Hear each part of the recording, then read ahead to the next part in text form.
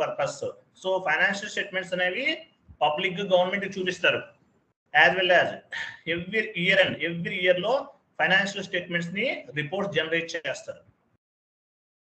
Every year we will generate the financial statement for external reporting purpose. External reporting అంటే government కి submit చేయడానికి మనం statements ని generate చేస్తారు. This financial statement will submit to the government కి submit చేయాలి. As well as we need to follow the company law, taxation, government rules and regulations. అంటే ఏంటి? కంపెనీ కూడా ఎందుకు ఉపయోగపడుతుంది?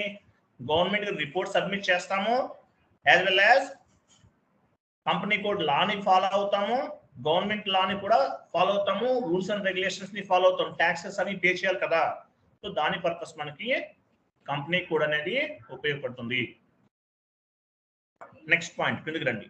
సో రిపోర్ట్స్ ఎలా ఉంటాయి?